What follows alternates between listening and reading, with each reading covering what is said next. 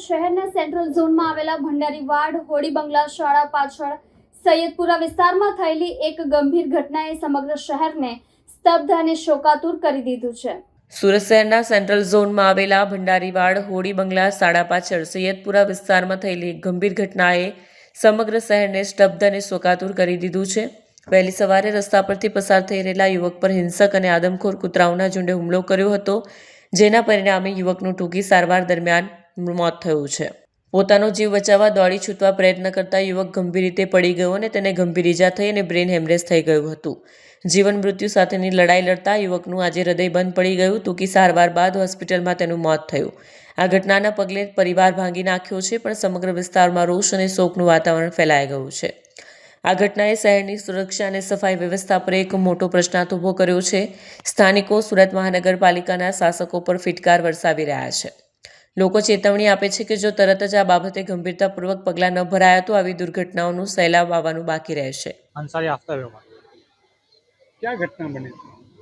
ये सुबह में नमाज पढ़ के कब्रिस्तान से मेरे अब्बा का फातिहा पढ़ के आया था। वो घर के पास आया तो उसी वक्त उसको कुत्ते 4-5 कुत्ते ने एक साथ में दौड़ाया काटने। वो अपना जीव बचाने के रास्ते पास दौड़ा और दौड़ते दौड़ते वो गिर गया। वो गिरा, उसको इतनी गंभीर ईजा हुई कि उसकी वजह से उसके पूरे बैक में जो मेन नस है वो डैमेज हो गई। उसकी वजह से पूरा बदन उसका पैरालाइज हो गया।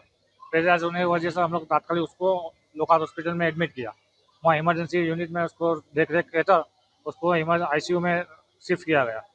10 दिन उसको रखने के बाद 2 दिन उसकी हालत इतनी गंभीर हो गई थी कि जिसकी वजह से उसको वेंटिलेटर पर रखना पड़ा। कल रात को मोड़ी रात को 12:30 के लगभग करीब इतनी उसकी तबीयत बिगड़ी और वो उसका वहीं डेथ हो गई।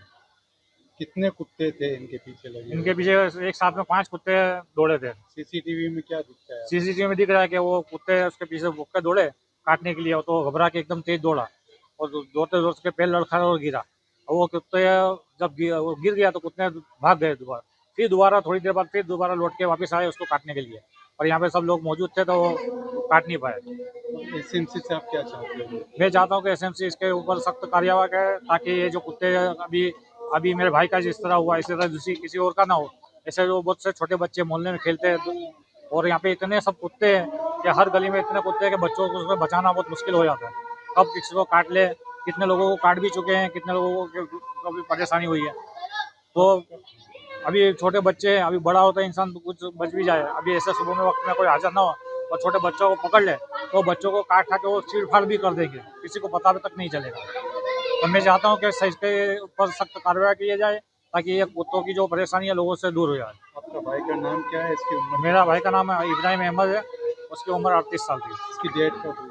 उसकी डेट आज कल रात को 12:30 बजे हुई।